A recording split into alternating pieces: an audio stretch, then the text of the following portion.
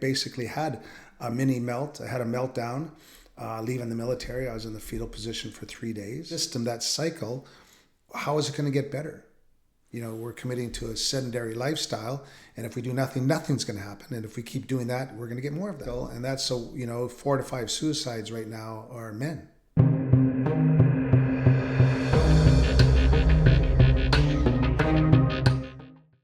Brent Besh Beshara would be, after retiring from 24 years in the Canadian military as a Special Forces Navy bomb disposal diver, best from bombs to beliefs by learning how to dismantle, diffuse, dispose, detonate, and disrupt the unprocessed emotional bombs stuck within himself. That's very deep.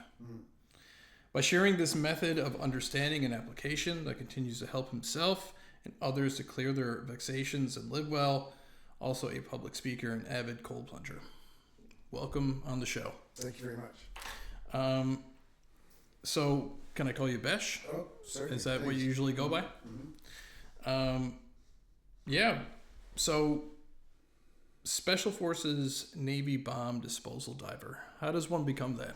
Well, that's a neat story. Well, the term in the military is called clearance diver, and it's called a robber trade. So you have to be in the military to join the diving branch. So I joined the infantry from 83 to 89, had a tour overseas, and then in 89, remustered to clearance diving. And then I did that for the next 18 years. Where did you serve overseas? I served over in Cyprus, and we lost a couple of people over in Cyprus in that tour. And then my next tour was Afghanistan, and I got back in March of 2004. Okay. I'm going to take a step back. I find this very interesting. Where did you grow up? I grew up in Saskatchewan, the Fire Guard, between BC and Ontario, and then joined the military in Edmonton in 1983. And joined the Princess Patricia's Canadian Light Infantry and served there for 6 years. Is that something you've always wanted to do? Well, my dad was in the military, so I didn't want to be in the labor force. I wasn't going to work in a cubicle. I needed to be outside. I needed to work with people, and it was just a natural conclusion. Awesome. So you joined the forces. When did you make that leap into the Special Forces unit? Well, I was in Victoria for 16 years. Then I moved to Ottawa, changed jobs, and that's where I joined the Commandos for 5 years. And then I moved from Ottawa to Camp Borden, where I instructed high-threat bomb disposal scenarios to operators going overseas. It's a crazy resume. I still laugh at it, that it's like, wow, I got to do all that. I had a great career, but, that great career came at a cost me mentally, physically. Has that been the driving force for the shift you made into helping people with their mental health? Well, so you retire on a Friday, and there's pats on the back, there's accolades, and then on the Monday, man, it's tumbleweeds. The machine still rolls on. They got a job to do, and so the military gave me an application for 24 years. When to wake up, what to wear, where to go, what to do, when to come home, and rinse, lather, repeat for 24 years. So you don't really have to think about things per se, because you just know that you're going to be told what to do the very next day. So you're exposed to all these experiences. I call it being hyper-focused forward, because while you're doing the deed, you're on the objective, doing what you got to do, return the scene back to normal as soon as possible. 40% of your brain is still hyper-focused forward. What's going to happen next? What could go right? What could go wrong? If there's one, there's two. If there's two, there's three. What's the best case scenario? What's the worst case scenario? And so you're always thinking, because your life depends on it, your team depends on it, and then the civilians in the surrounding area, they also need you to be centered, certain, whole, and complete, to be able to return the scene back to normal as soon as possible. But you're hyper-focused forward. So when you get out of the military, you can still have that conditioning, right, of being hyper-focused forward. So experiences are energetic, and feelings are like flatulence, but are out and in. So you can be exposed to all this stuff. Things get stored in the body. The issues are in our tissues, in our joints, bones, nerves, fascia, muscle. And when we're exposed to these things, if we don't properly process them in the moment through the direct experience, like for example, you process a laugh, naturally. You laugh, you slap your knee, you say, oh my gosh, that was so funny. But when we're exposed to these exciting, intense experiences, where there's death and harm and stuff like that, you don't really have time to process those experiences because you're hyper focused forward. You got to be worried about what you don't have time to be emotionally engaged in that event. So, but when you get out of the military, you have a lot of time because you're no longer under that pressure of keeping it all tight, right? Keeping it because I'm dealing with high explosives on a daily basis. I'm responsible for people's lives, right? You got to keep your shit tight, and because weakness is death, right? So for me, when I got out of the military, I'd already invented the strongest knife tip in the world. I call it the Besh wedge. So I was approaching knife companies. I went to 2 trade shows a year. I used this to transition from the military. So I went to 2 trade shows a year: SHOT Show in Vegas, Blade Show in Atlanta, and presenting my intellectual property, my invention, if you will. And I've approached over 150 knife companies to date. And so you have to present yourself in a professional manner, dress for the job you want to have, where I'm talking to the CEOs, owners, VP of marketing and sales, right? These are the big dogs like Bach, Boker, K-Bar, Black Hawk, these legendary companies. 𝐃𝐨𝐧'𝐭 made my commando dagger. They call it the 𝐃𝐨𝐧 Best Wedge. So very prestigious, experiences in that. So I used that to leave the military. It gave me that thing to lean into. So, but still with that, having something to lean into, having purpose, because that's the big thing for man's mental health is having purpose, right? So luckily I did have purpose. I had to present my IP to these companies for, a decade. I went out and presented these designs. So that gave me something to lean into. But then also during that, the emotions, those experiences, these events, I call them shitty, where it's our stories, our histories, our injuries, our trauma, experiences, events, and emotions. So it's an acronym, shitty. And so all these shitty experiences start to bubble up. And if you don't have the wherewithal or the tools, skills, and drills to deal with that emotional release, it can seem daunting. It can seem intimidating. It seems like you could be losing your mind. And I basically had a mini melt. I had a meltdown leaving the military. I was in the fetal position for 3 days, and but I heard the words of Socrates. He said, hey man, don't fight the old, focus instead on building the new. And so that's what I've done, because if I stand on the corner of Wall Street in Maine and say you're wrong, well, that just basically proves them right.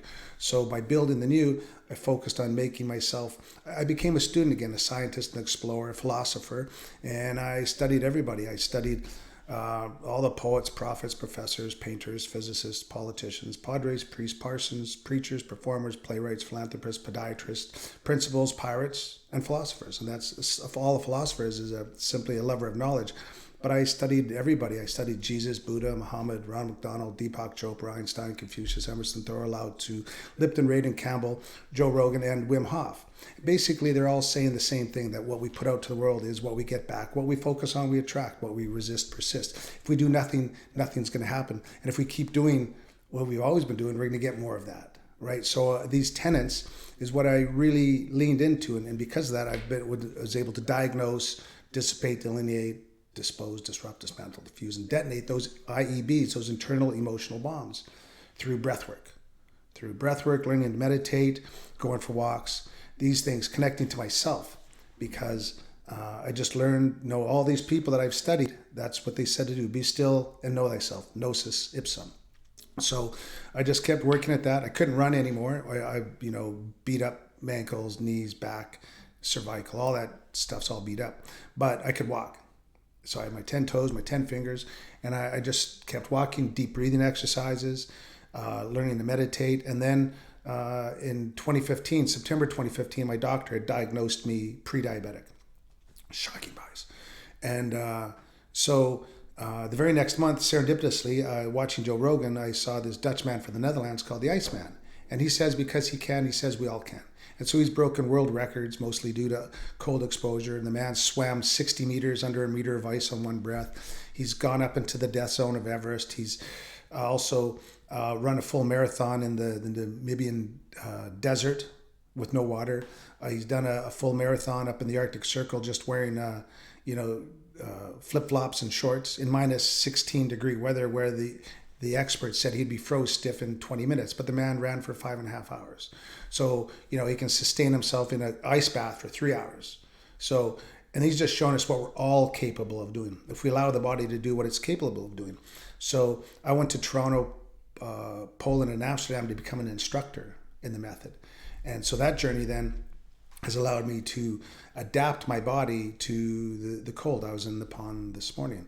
The water is 4 degrees, so it's basically as cold as it's going to get, without freezing, right? So the water is very, very cold. I find once the ice gets on the pond, it warms up. So in learning it, I went to become an instructor because I wanted to learn the method. The best way to learn something is teach it. I wanted to learn it implicitly for myself.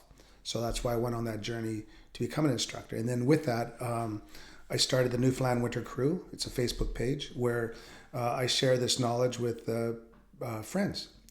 So we meet Saturdays, 10 o'clock at Signal Hill. We call it Signal Chill at George's Pond. And we meet and we hook up and we go into the water together. And, it's exciting, it's thrilling. Plus the health benefits from cold exposure are profound. So by committing to that process, because the routine of commitment breeds success. So by committing to that, every year since that pre-diabetic diagnosis, my doctor has said, Brent, your numbers are better. So for 9 years in a row, my numbers, organs, kidneys, blood, everything's gotten better. And so she's got yeah, it is. And that's the science of it. I drink more beer, but I commit to daily cold exposure. So, I went and got live blood analysis, and the tech there said, you've got the blood of an 18-year-old cheerleader, happy blood at that. So so it's proved to me. So I'm going to continue to that in that process for sure. And I also wanted to say that, so I share that. We have over 6,000 people now in the Winter Crew. I find it profound. I find it works. And so because it also, so the health benefits basically, it boosts our immune system. It reduces inflammation. It helps balance our hormonal release, our endocrine system. It also trains our heart because it's a cardiovascular exercise. So I'm training my heart to pump blood to my extremities. Right, so that's the power of it. So now it'll be -6. I'll be wearing shorts and a muscle shirt, and we'll go hiking for 3, 4, 5 hours, and no problem. We sailed to Trinity a couple of years ago. It was 6 degrees, I think, 6 or 5, and it was with the wind chill. It was -2 or 3, and to go from Holyrood to Trinity, it's 14 hours. I was in shorts and a muscle shirt for 12 or 14 hours. The last 2 hours, I put on my hoodie. The skipper was in a snowsuit to survive, right? Because that's the only way he could have survived the conditions. I adapted, and I wish I'd known this process, mindset, breathwork, and cold exposure while I was in the military, because I wouldn't have been a victim of the cold. And so while I was in the military, I was a victim of the cold. I got hypothermia, numerous. As a Navy diver, you're always cold. You spend 6 hours underneath a warship removing propeller of, a 10-ton propeller, putting a new one on, all underwater. Takes 6 hours, and so you're exposed. You're in a wetsuit. You can't be in a dry suit because you just couldn't function. So you have to be in a wetsuit. So you're always cold. But that's why when I left the military, I was going to make sure I was going to have the right parka or the clothes that I'd never be cold again. But since I've started this cold exposure, I haven't worn a lick of it because I don't need it. So I'm not resisting or tolerating the cold. I'm adapted to the available conditions, right? So I'm not resistant, because what we resist persists. I'm adapting. So my head process is to say, this is relaxing, this is refreshing. And so because that's my mindset, through the vagus nerve, which permeates the entire body, I'm letting my body know that this is relaxing. So then the body warms up. When I control my breath, I control my life. And so I've done this now hundreds and hundreds of times of taking people into the water, because giving them the mindset, the training, so when they go into the water, they're prepared. Because I want you to have a successful experience. So sometime, Jordan, you're gotta go into the water. Oh, I'd love to. I'm actually an avid cold plunger myself. I got one in my garage. Oh, right. Yeah, so I completely understand. Yeah. I don't jump in ponds like yourself. That's pretty intense, but I'd love to give it a try for sure. Well, maybe we'll see you Saturday. Yeah, I'd like to get out there and jump in. Right on. I have arthritis in both my hips from kickboxing and just years of martial arts. So Yeah, I hear that. I got an X-ray done a few years ago. They were like, "You have the hips of a 50-year-old man." I said, "Okay, well, what can I do about that?" They're like, "Come back when you need a replacement," basically. That's what they say. Yeah. So I'm sure it may have been through Joe Rogan, but someone mentioned about arthritis and cold plunging. So I bought one, and I started off at like 30 seconds because it was sucked so bad. And now I'm up to around 8 minutes. Good. How do you keep it cold? I keep it in my garage. I have in my cooler downstairs in the freezer, I have about 24 water bottles. So I keep it in the freezer. I bring it up. I plop them in, and then I jump in. Nice.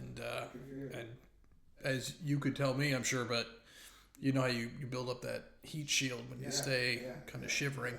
So at this point, I've worked my way up to be able to move my arms and my legs while I'm doing it. And I'm kind of chilled all day, but in a good way. Yeah. I feel Yeah. like, like I had a million coffees, but without the anxious So why cut. do you do it then? Why do I do it? I find mental clarity is really important, and it definitely gives me that. I have the kind of brain, I have OCD, and it's an anxiety disorder, so my brain is always on fire. It's always thinking about things, it's analyzing, and if I do something strenuous, it shuts off. Yeah, and I feel that relief from the moment I get in to a little while after. So it's great for that, and my body too. It burns brown fat, and it's So And Van Gogh's described 2 cold baths for his depression. really Yeah, but 200 years ago he was a Dutch painter, but apparently he didn't listen because he cut his ear off. Yeah. Maybe he couldn't get his ear cold enough. Right. We don't- Right. But that's sometimes I'll go into two times a day, sometimes 3. Like I'll do it in the morning. First thing, I just get up and go, but don't think. I plunge, and then maybe later throughout the day, or if I go for a walk and I've worked up heat, I'll go back into the pond again and just have a reset. That's great. Is it close by, or do you? Oh yeah, I can throw a rock from my house and hit the pond. Oh, that's ideal. Yeah, That's fantastic. It's a 50-foot walk. Yeah. In the winter or the summertime. I just go every day. Okay. Because the commitment to routine conditions the body, just like an Olympic sport, Olympic mindset.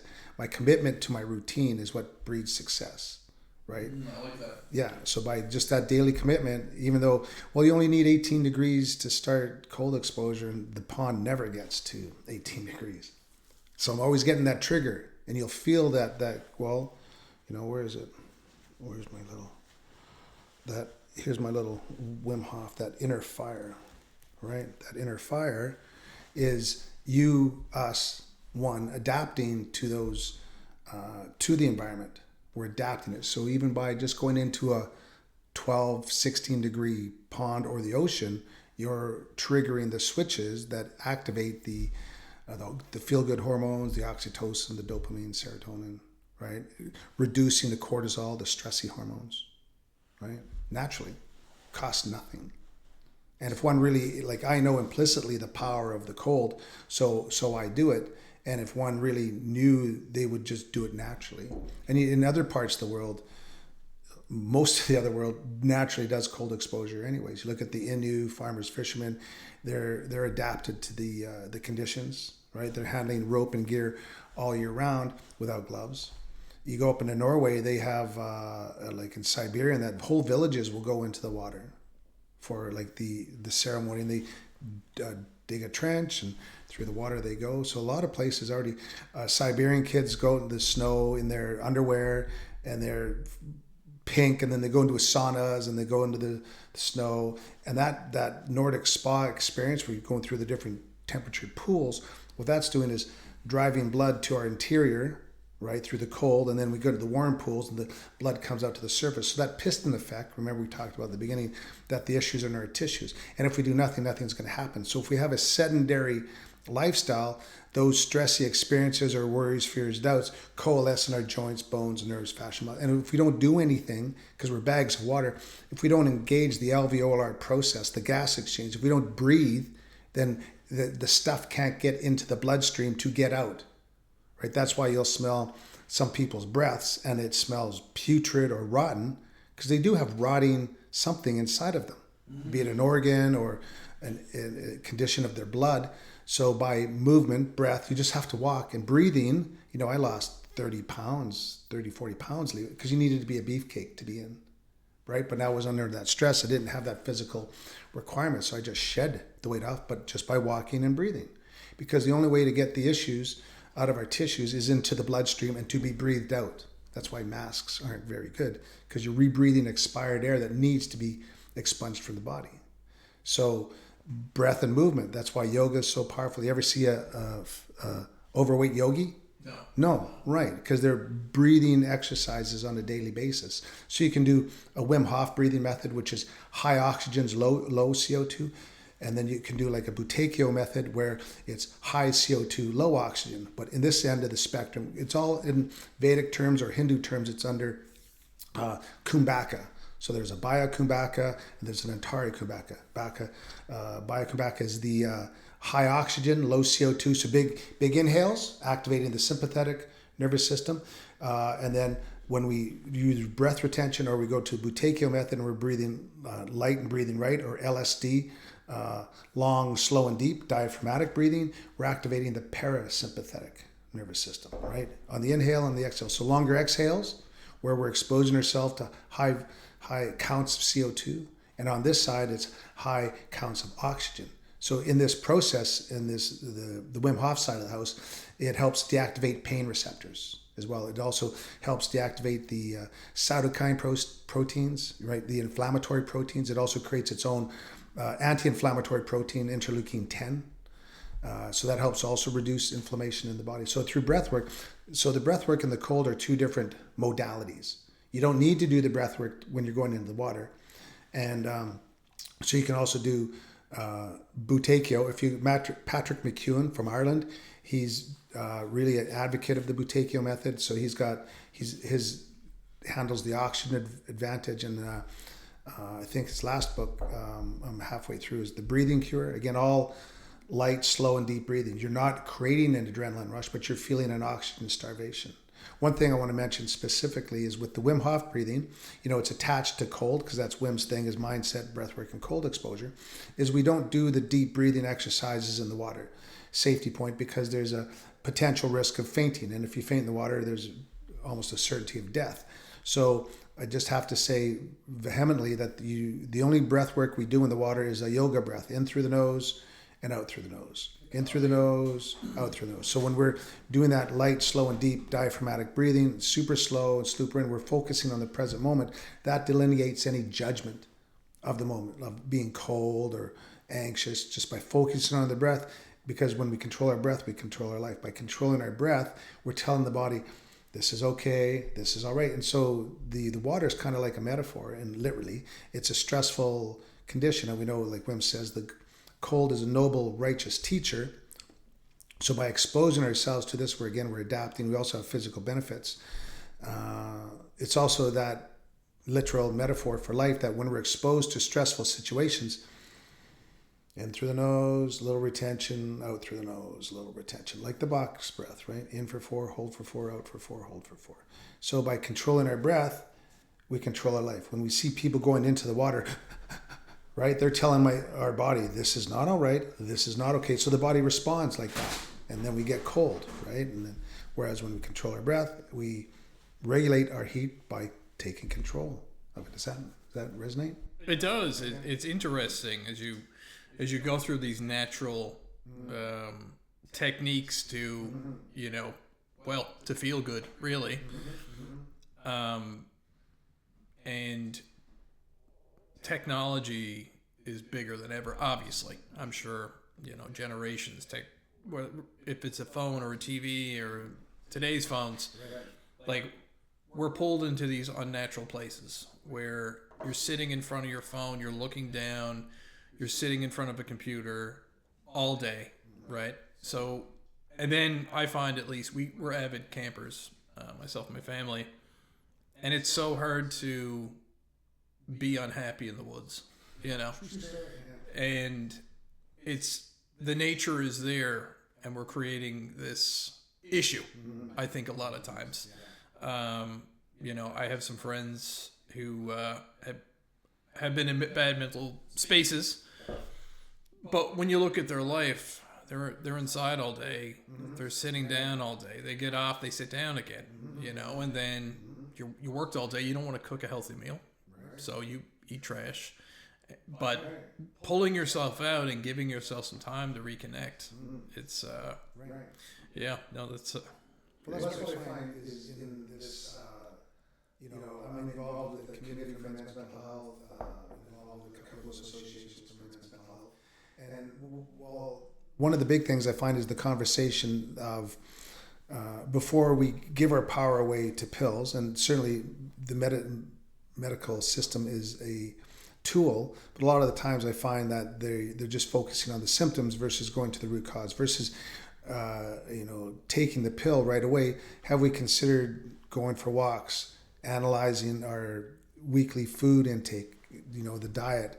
Have we learned how to control our breath? Have we learned how to meditate? Because these are all the things that saved my life leaving the military, was learning to breathe, learning to meditate, eating better, and going for walks. Have we enrolled that in our process, or do we just say, 𝐟𝐨𝐫𝐬𝐵𝐺, I've got my fibromyalgia, lupus, Lyme's, Crohn's, Addison's, Hashimoto's, Raynaud's, COPD, diabetes. These are autoimmune issues.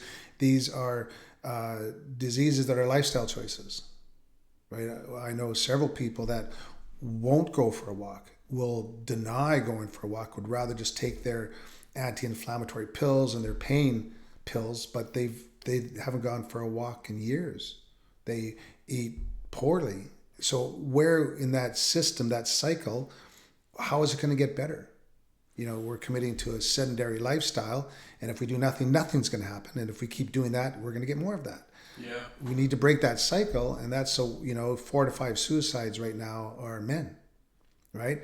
And so, you know, we were talking about this on the CBC last week about, you know, talking that there seems to be a lack of purpose. But in my going for my walk, I thought about this, but really a man's purpose is still the same thing. It's being kind. It's being a mentor to your children. It's taking care of your family. It's helping out. Like, what does the missus need, right? She's running the show. What does she need to make that happen? You know, I've learned through my journey that my bride is an ally. So what does she need to make? I live in a luxurious lifestyle because of her commitment to being the general manager.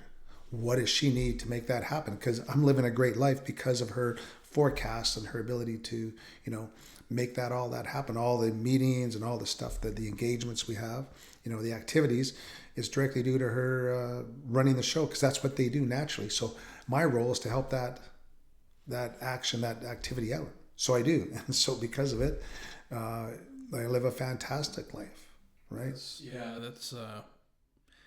a useful insight. And yeah, I find, you know, it's so easy to get lost in your own head, especially if you feel stress and you feel like it's not validated.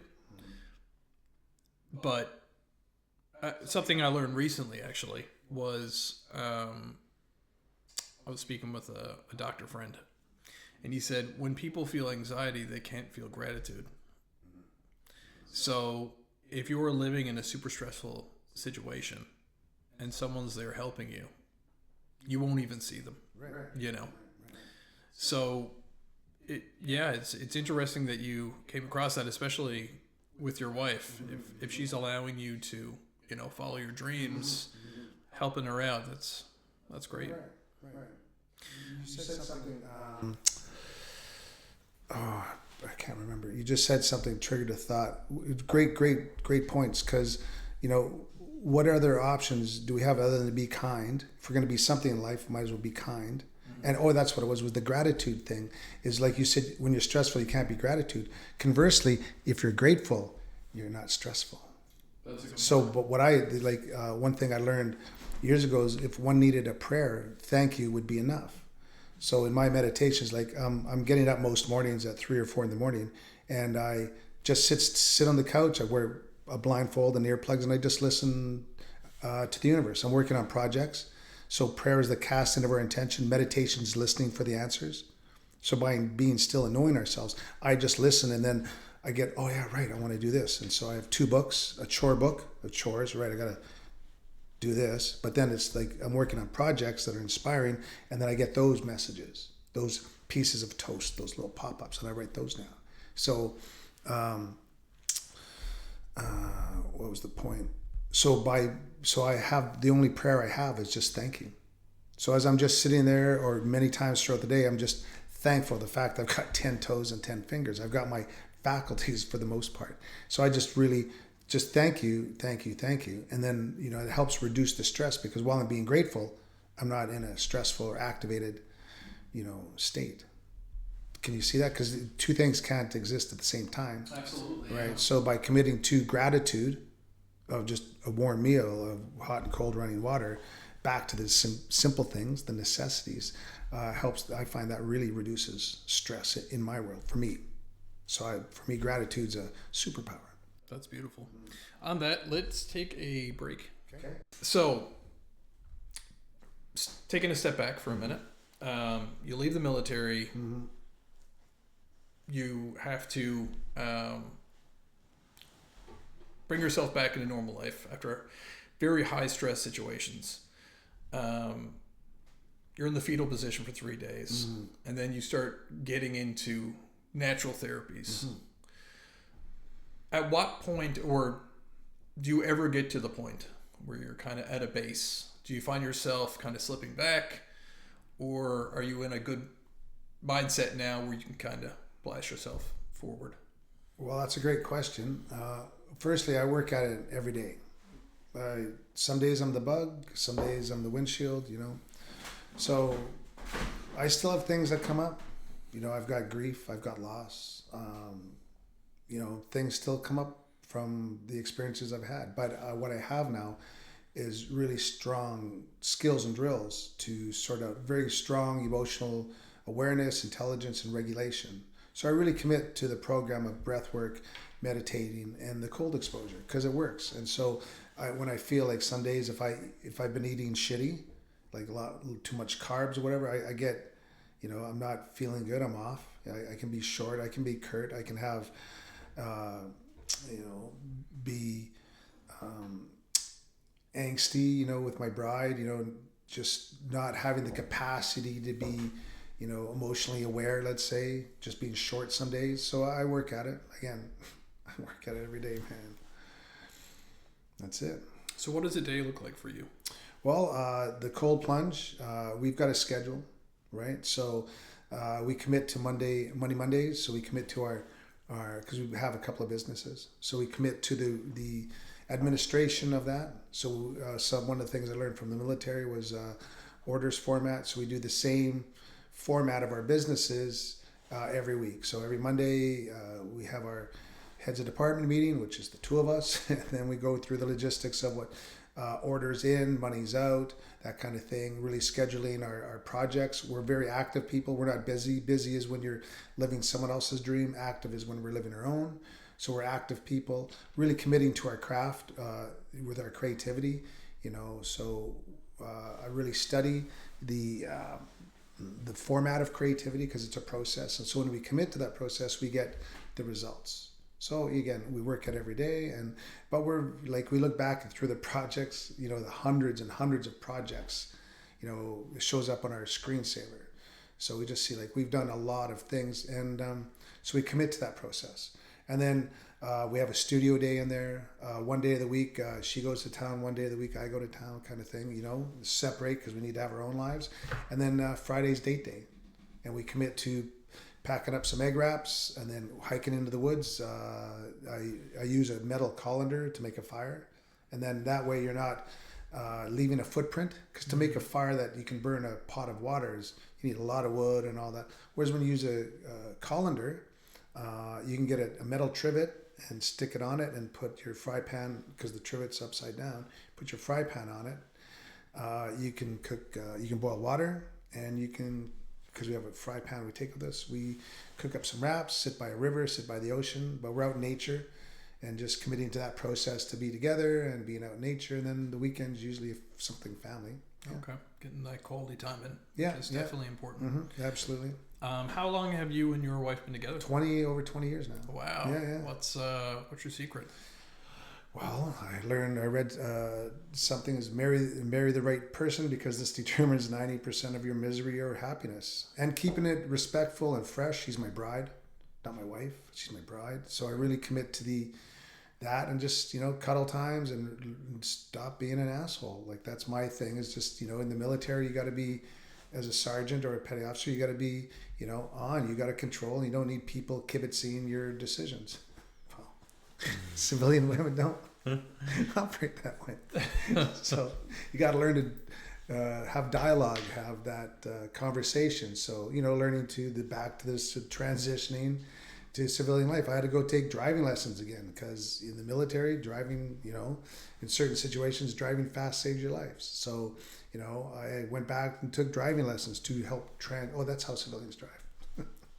Right? Kind of thing. So, just a commitment to that, being a better person, being a better, egg when one can, and then realizing my faults when they're there, and just like, wow, okay, I apologize for that, and then so that's great. That's the rinse, lather, repeat kind of process, and then how did you meet? I was on a Navy diving course, it's a 6-month course where you learn to do mine countermeasure operations overseas with international units. Then there's a medical phase in Toronto where we cover experimental diving and how to drive recompression chambers. And this is like one of my last courses, or if not one of my last courses as a clearance diver, to learn to operate as a petty officer or sergeant at that level, because that's your role. And then the last 4 months was in Halifax or Shearwater, where we learned all the other thing, like driving recompression chambers on boats, boat operations, diving mishaps, diving accidents, and the routine of handling that situation, again, to return the scene back to normal as soon as possible. So my first weekend there, I went to my favorite bar in Halifax, which is Cheers on Argyle Street. And she came up and asked me to dance, and I said, sure. And then we just hung out for 4 months, no hand holding, no kissing, just hanging out, and just really realized that, wow, you're an amazing human being, and I really like you, man. And then it just kept going from there. Just the fun we have, the environment that we create between the two of us. I just love being in her presence. It's always so wonderful, man. Yeah, that's beautiful. Yeah. I had to ask, what's the attrition rate for that Special Forces team? Oh, I wouldn't know any. Okay. Nothing. Is it hard to get in? I bet. It's a hard job. And if you want the T-shirt, you gotta be, mentally, physically ready to do the job, and not everyone can, right? So it's a commitment. Do crossword puzzles and do cardio if you want to be at those elite units. Crossword puzzles and cardio. So what is the workout for staying on that team? Cardio. Cardio. Cardio. Lots of running. Running, cardio. Yeah. Weights. Movement for me, not so bulky, but definitely you need to have the physicality, to be able to carry your teammate. So if you needed a standard, it'd be, that firefighter carry, Yeah. And that's it. So you have to be able to move yourself, wear all that gear, dive tanks, body armor, rucksacks, Carry another man. And then carry another man. Or women, I guess. That's impressive. Yeah. Yeah, right, and that's it. Another human, which, if they're all training like that, they're definitely not light. Right. No, that's right. And then the commitment to stay strong, and then, but now if I could redo it, I'd incorporate a breathing routine. I'd incorporate a cold exposure routine, and mindset, the commitment to like an Olympian, right? So I studied a lot of, have you ever met an Olympian?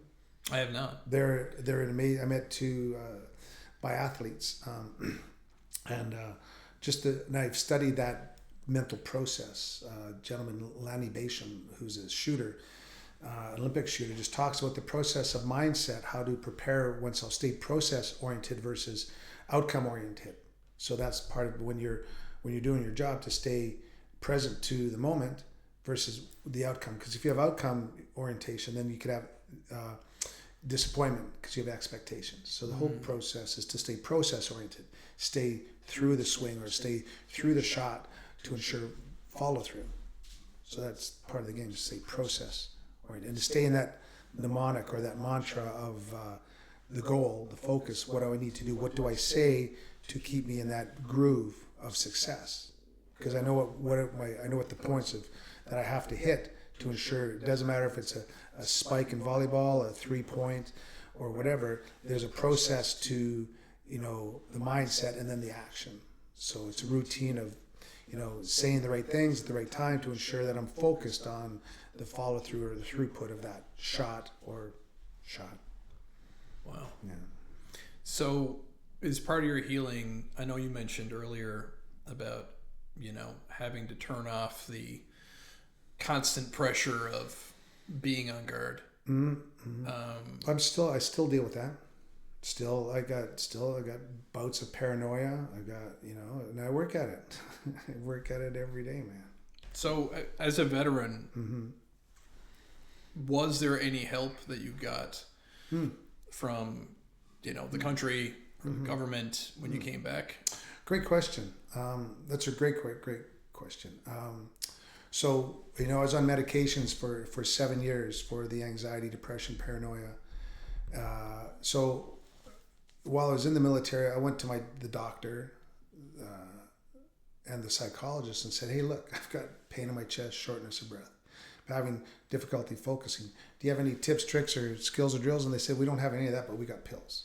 So I was on medications, for years on and off. And then when I got out of the military, I wanted to get off those medications. So I went to my civilian doctor and said, hey, doc, I'd like to get off these medications. And they said, Brent, a lot of people try to get off these medications, but they just stay on them. So you should just stay on them. Jeez. So I went home and told my bride, I said, hey, babe, the doc says I should just stay on these medications. Well, she lost it. She said, what? They don't even have an exit strategy, right? And that was as of like 06, 07, right? So still kind of recent. And then, but I again, please consult your medical authority when changing medications. I just quit cold turkey. So for about 21 days, to emotionally regulate myself and all that. So I felt, but then once after 21 days, I felt the first normal thought, like, oh my God, a clear mind. And so that I wanted to keep that sobriety, if you will. And just, got off the meds, walked, breathed, learned yoga. Yoga saved my life, really. And, but, so that's all they had at the time, right? But now, almost 20 years later, there's great mental support. I just did a application into the VA, and there's so much support now for mental health. That's good. Yeah. That's good to hear. Yeah, it is. So the game has changed. Right, and which is great to see. And now there's so much help on YouTube, right? Ask Siri, ask the chat, how can you live a better life? Well, it gives you 10 great points on daily exercise, being a good person, eating good, et cetera, and money management.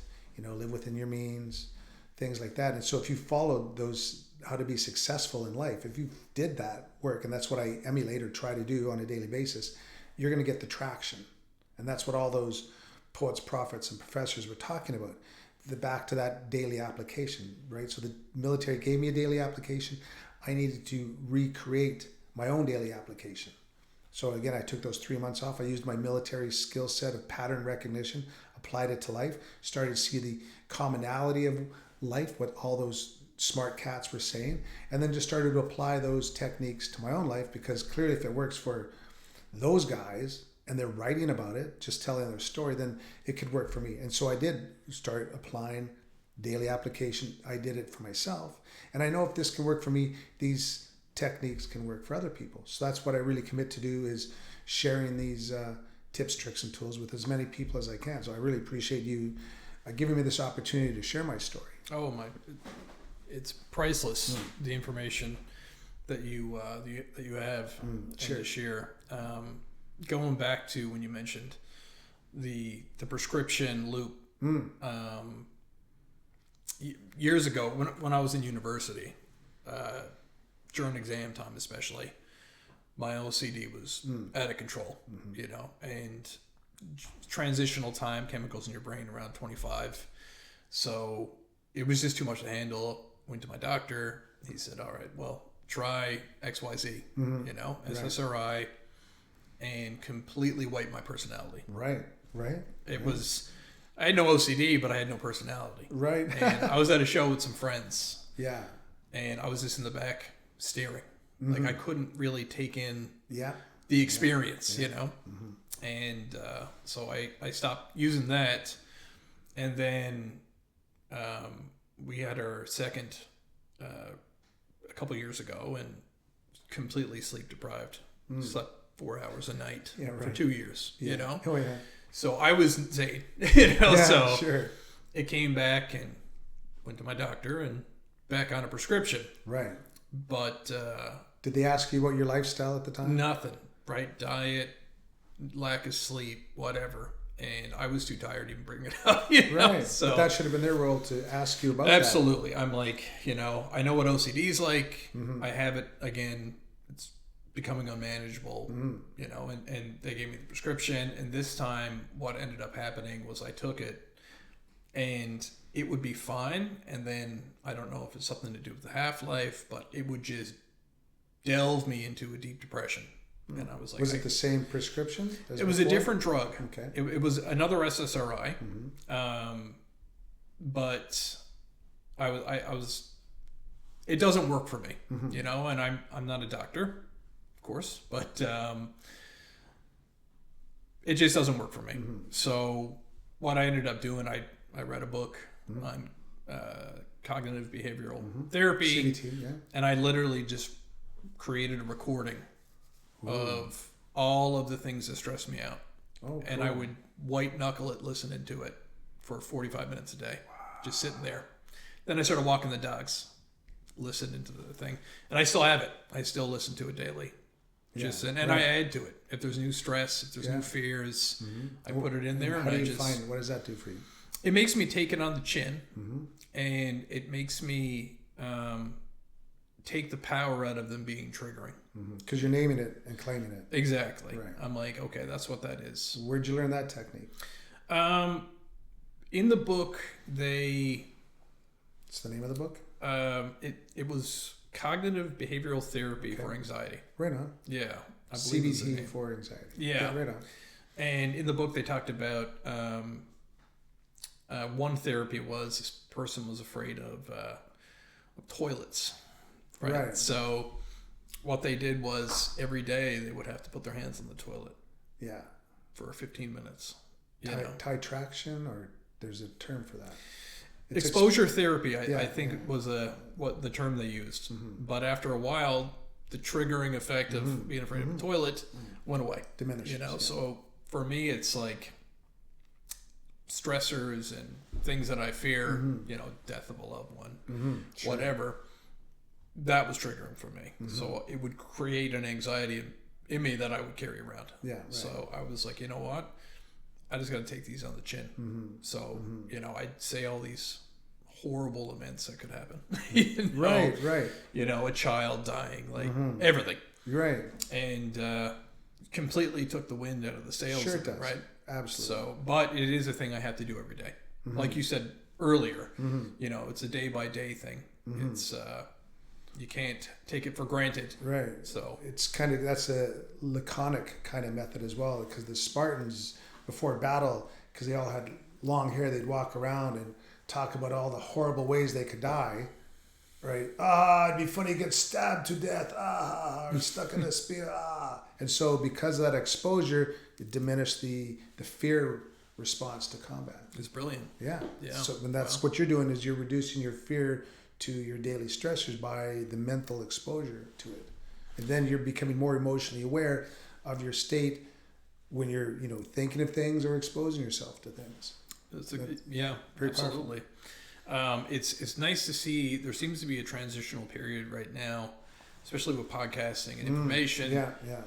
But people are looking at their diet. They're looking at what they actually do. They're looking at their lifestyle, cold therapy, saunas, and they're healing themselves in a more natural, holistic, and long-term way, which is fantastic. Yeah.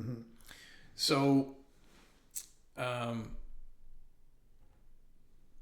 stepping back once more, Sure. but back to your business with the cold plunge. You have 6,000 clients, I'll say, or, well, actually, or part of your it's team. That's neat you say that term client, because that's why I don't charge for it, because I want to make friends. I don't want to make clients. Oh, fair enough. Right? You wouldn't charge your children to learn to tie their shoes, nor, that's why I want to build a community of strong, healthy, happy people versus people that I've got on an email list. Fantastic. Right. Yeah, that's very noble. Right. Because that's, so if you don't mind me sharing, I've also come up with a program for schools. Okay. I call it a head start, where I want the kids to have a head start to the day. And so what it is a 2-minute breathing exercise, box breath. But they'll just commit to routine, which breeds success, on a daily basis. At 8 o'clock, the homeroom will sound. The kids get in at 8:05. Boom, boom. Over the PA, there'll just be a 2-minute breath work. And then it's only 2 minutes. It costs the faculty 120 seconds. But the intense health benefits from just sitting still for 2 minutes are so profound. Or again, anxiety. The biggest issues right now in school, and this is my main project that I'm working on right now, is anxiety, apathy, and anger. Right? So these are huge issues because of that. A lot of it comes from being disconnected. Right? More screen time. So by a daily commitment of only 2 minutes, not a minute, not 3, but 2 minutes, because that's how long we stay in the water for, to initiate that routine, 2 minutes. So that's why I stick with this 2 minutes. Then you have students and staff, people becoming aware of their centeredness, certainness, then be able to deliver content to the kids for the staff, but then also children able to receive that information because they're not in an anxious state. So, for example, kids coming from home to, where's your shoes? Get your coat. Where's your lunch? It's pajama day. All that craziness. They get to school and everyone's like, right? Well, let's, focus on ourselves, develop a skill and drill for life to help them become emotionally aware, emotionally intelligent, help create emotional regulation when they feel. So this is a tip, trick, tool that saved my life implicitly. So, if it can help me, it can help others. Absolutely. By a commitment of routine. If you look at all Olympians, they have a breathwork routine. They have a mental focus. They expose cold plunging. So these tips, tricks, and tools provide the traction. Why do they do it? Because it works. Yeah. That's why they do it. So if we just follow, in that direction, leaning towards our success, we're going to get that traction. It's like, for me, it's a different human program. Right now we have a lot of, our conversation is a very sitcom reality. It's a very sitcom-based conversation. All that nattering, that nitpicking. We're not having intelligent conversations. We're just, do you know what I mean? It's very small. I do, yeah. Conversations. Whereas I want to have a different program where we breed smart people. I want a better society. I want better technologies, medicines, better bum wiping machines. I just want things that serve our society. And by giving the kids, our children, which is our greatest natural resource, by giving those tips, tricks, and tools, we create and cultivate a better society. A rising tide raises all boats. I want that, what I have for myself, I want for everybody. Absolutely. And it costs nothing.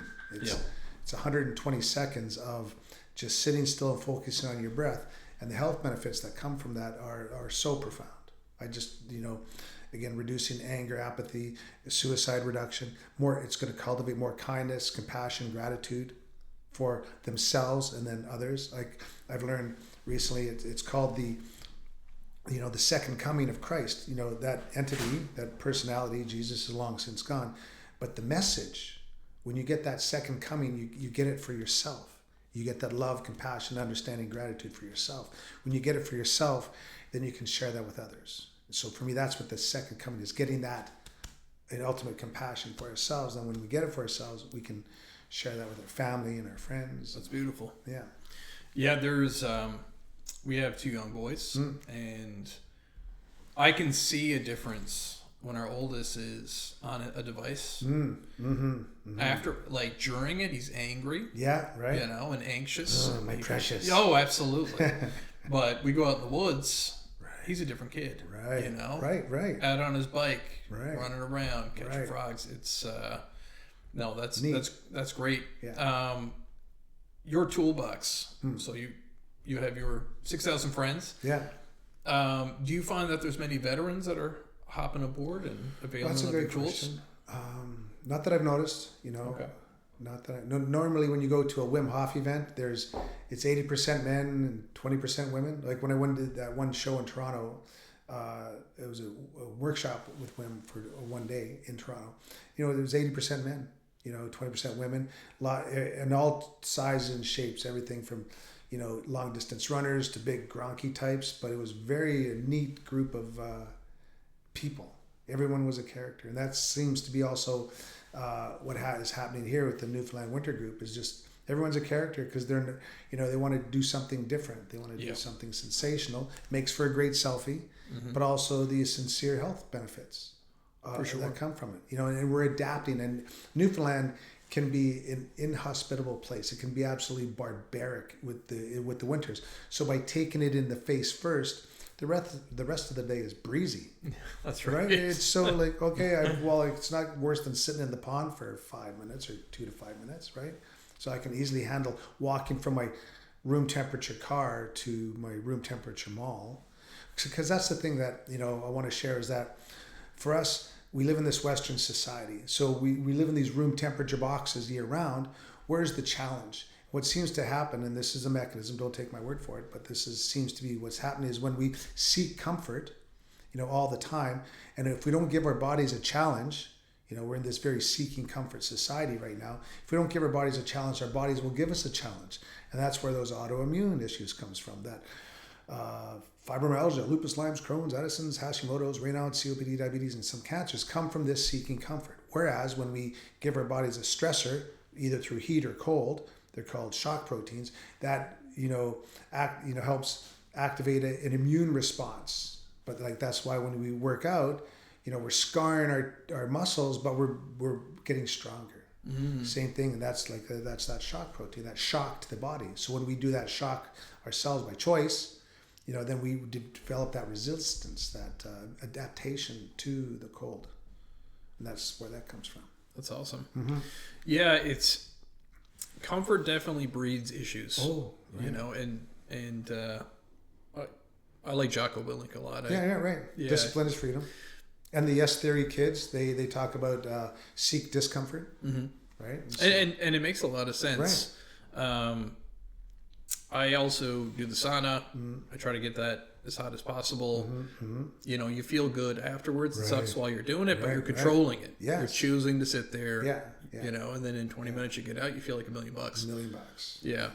Cool. Do you alternate between your sauna and your pod?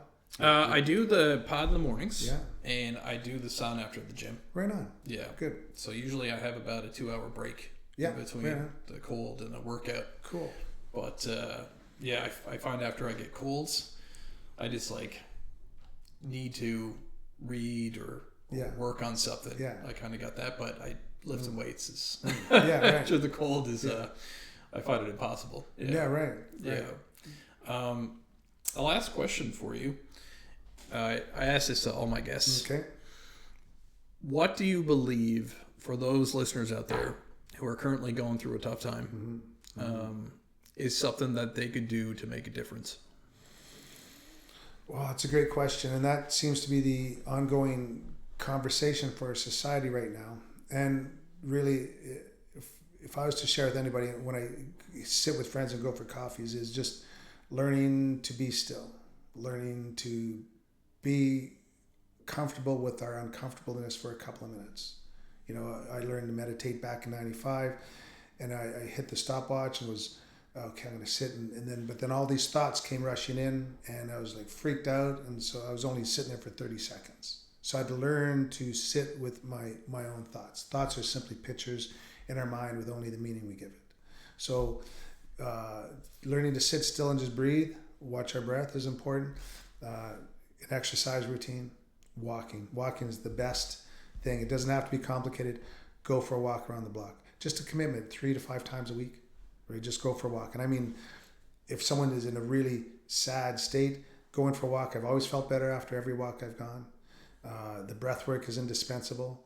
If one wanted to, they can also increase their feel-good hormones, their serotonins, their dopamines, by simply the cold exposure. You don't need to be a freak like me and jump into the pond. You can simply start by taking cold showers. So the technique I find by the way to have a conscious role in it is before I sit down to my neck or I get into the cold, I take a big breath in, I hold it for a second, and then I go down to my neck, and then I'll feel that shock of the cold, but I hold my breath for just a moment, and then that shock dissipates. And then when I feel that shock dissipate, I call it staying inside the shiver, then I start slow breathing through the nose. Slow ins, slow outs. And then that helps me adapt my body to the conditions. So being still, learning to be still, know ourselves. The breath work is important, and again, 𝐬𝐲𝐽, to slow and regulate, to slow in through the nose and slow out through the nose, consciously numerous times a day. Again, safety point, we don't do the deep breathing, Wim Hof style. We don't do that driving on stairs or in the water where we can cause harm to ourselves or others, because there's a risk of fainting. Okay, so sitting still, breath work, gradual cold exposure, exercise, walking. And then before we give our power away to pills, how do we feel after that? And also, it kind of does always work out, but I've met people that are in an existence where their life for the next 20 years is going to be, they're taking care of a special needs person. Things like this. So some people's existences are very, very, very, very tough. And my heart goes out to those people that are, in that daily grind. And there are some people who are stuck, and my heart goes out to those poor people in that sense. But we can carve out a couple of minutes a day just to say, I'm committing to my own personal routine. And that little bit of personal routine for ourselves prepares us for the day. It's tough. To create a new change in life is very tough. It's super hard. It's super tough. But it does, that's where the road meets the rubber. By committing to ourselves, we get that traction. Because if we do nothing, nothing's going to happen. But if we want to have change in our life, the onus, again, that's where we get our integrity, or ownership and authorship for ourselves, by doing it for ourselves. So when I go for my cold in the morning, I don't get cold. But when I'm doing it in a group, because I'm up in my head now, I'm judging, analyzing, and comparing, everyone there. So I'm all in my head. The cold rushes in, and I get very cold every time I do it. Because I'm in my head. I'm not present in my heart and my breath. I'm up here in the periscope, in the belfry with the bats and the squirrels, judging everyone. Are you okay? Are you okay? Are you okay? Right? So I'm present, but again, 40% of my mind is now analyzing everyone's state.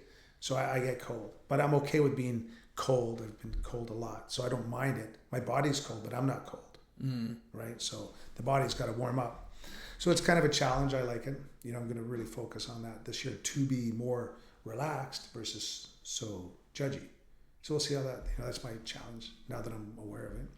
Thank you for that. Yeah, cheers. So that's it, I think, is really, what other options do we have? Being that's kind, right. Becoming a little more emotionally aware, a little more emotionally intelligent of ourselves and our actions upon others. Right? So, Besh, it's been an absolute cheers, Jordan. honor Thanks for having me. To meet you and to have you on the show. Thanks for you having so me. much. It's a treat.